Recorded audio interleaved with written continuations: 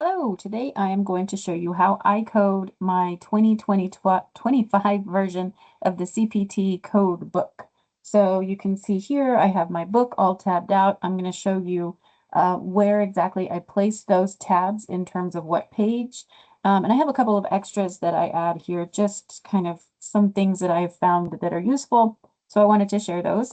So first of all, a couple of just basics. This is the CPT 2025 Code Book. Couple things, if this is the first time you're kind of learning this code book, a couple things you need to notice are the colors, really, right? All the sides of these pages, almost all of them have some sort of colorful edge, right? And you'll notice that most of these tabs are placed where those colors change. One of the things that you need to know and remember about the CPT code book, whichever year you're using, is that if there are changes in colors, changes in fonts, again, see here, you've got little different colors of headings. You've got different colors here. You've got symbols, right? Essentially all of this. Look at all these different colors. If there is ever a color change or a font change or a symbol, it's there for a reason, right? So pay attention to that. So all of that colorful information is giving you information. So that's one of the first things to kind of really pay attention to is there's a lot of information in this book. Generally speaking, if you're taking a code test, coding certification exam, you will have the book, right? So there are good news for coders is that all of our tests are open book. The hard thing is we just have to figure out how to use these books, right? So again, another thing when it comes to testing is that these tabs are extremely helpful. If I need an E&M code, I know exactly where that E&M section is. If I need a nervous system surgical code, I know exactly where that section is, right? So you can go to it very quickly. If you need to go to the index, I can just go wham, I'm in the index, right? So tabs are useful. Cool thing about these books is that you don't have to make your tabs. You don't have to buy the tabs. You have a page of tabs at the beginning of every single CPT book nowadays. They give you a page of tabs. Now you will notice that mine is empty. That's because I have used all but 3 little yellow tabs. All of these are pre-printed. There are a couple that I write specifically just because I find those helpful for me. There's one extra little yellow tab that I like to use. But generally speaking, this should be more than enough tabs that you need in order to tab this entire book. If you do need extra tabs or if these tabs get messed up, one thing I would say is if you'll notice, these are all, you can read it. It says post-it flags. So these are all post-its, but they aren't just regular post-it flags. These are repositionable. So you can stick them and then you can take them off and mess it up like I just did. But you can reposition them. So if you ever do have to buy a new set of tabs, or if you want more tabs, make sure you get the repositionable tabs because then you can pull them off of the pages. And I will show you what it looks like. I can pull this off of the page and it didn't rip my page, right? And it's just as sticky and it'll stick right back where it was. So post-it repositionable, that's what you need to get. Okay, so I'm just going to go through here and kind of show you again where I have this tabbed.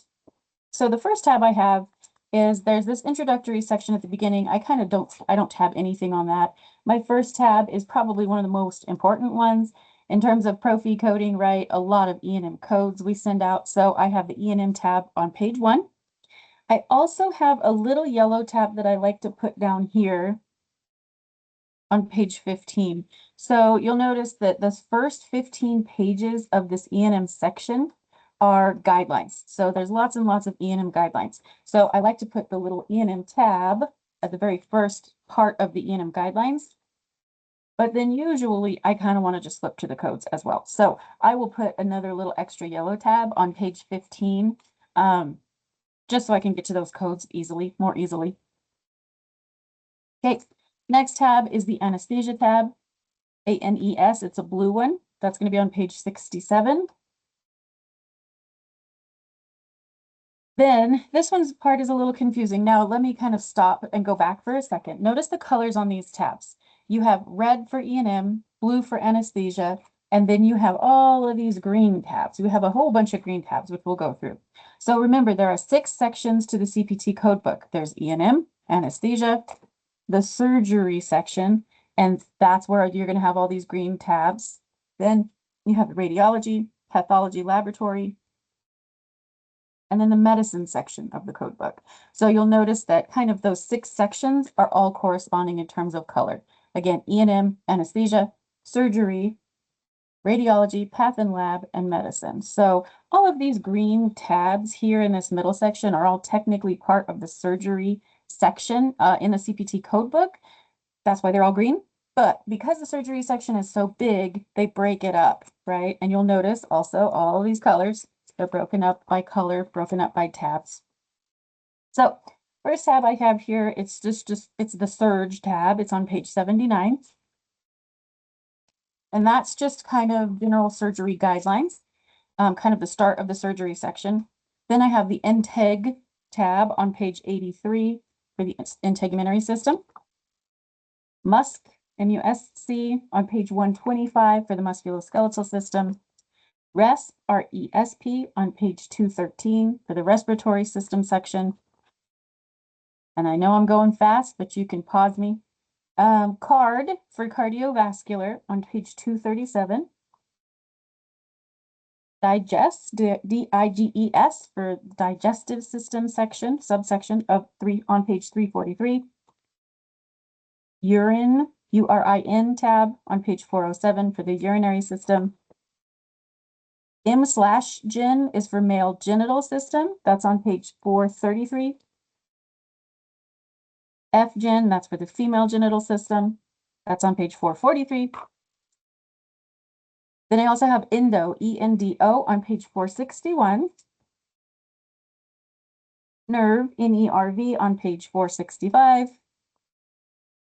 And then OC/AUD, OC/AUD on page 507. This is for both the eye and ocular adnexa, as well as the auditory system, which is that last section, subsection within the surgery section, right? So each one of those little subsections is divided into, again, by color, and they have their individual tabs.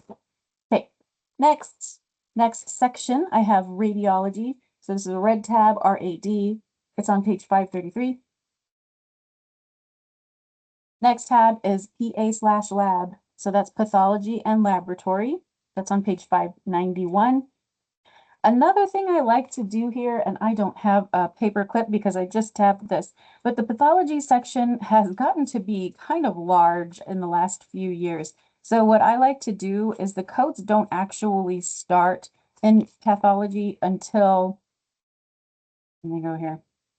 So see, the codes don't start until page 616. So another thing I like to do is put a paper clip here. And again, I don't have a paper clip on it right now because I just tabbed this, but it just kind of helps save flipping time. Next, okay, so that's the 5th section of the CPT code book. Now let's look at the 6th section of the CPT code book, which is the medicine section.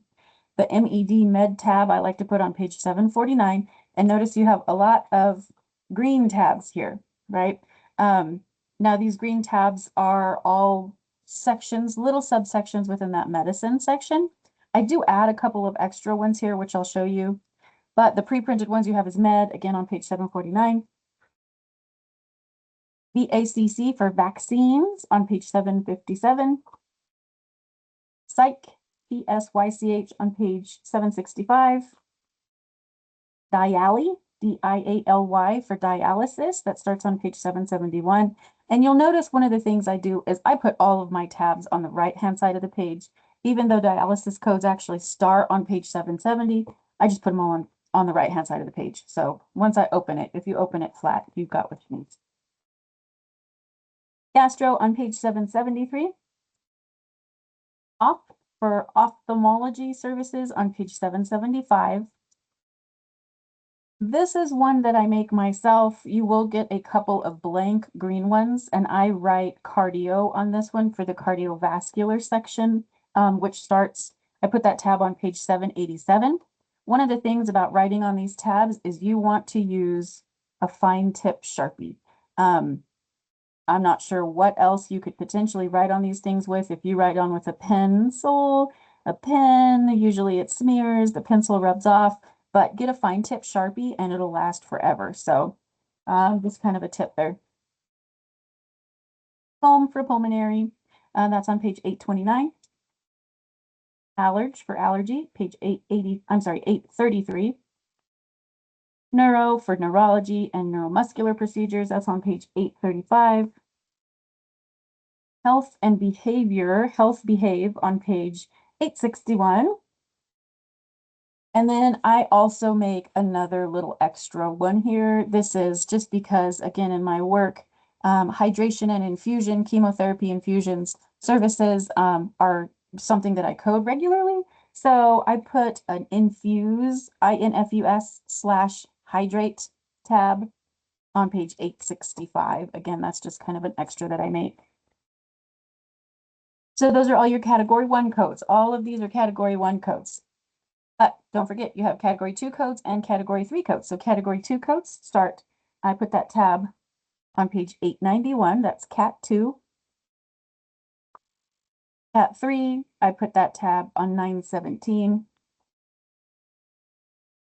And then here we have our appendices after that. So on page 985, there's a tab that you'll find that has Appendix A/through B. That Appendix A is super important. That's your modifiers. Sorry if I didn't say that. That's page 985. Then I have another tab that says Appendix C through F.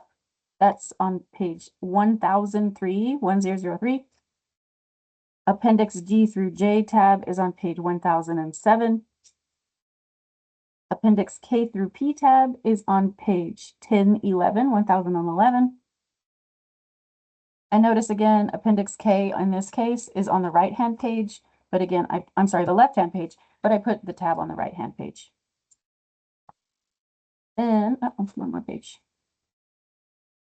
Appendix Q, so there's a tab here for Appendix Q through T. It's kind of funny because they just made Appendix Q because of COVID vaccines, and they deleted it from the book. So it's not much of an appendix here, but I put that on page 1097. That's it for the appendices. And then here we have the index. The index starts on page 1105, and that's where I put that last tab.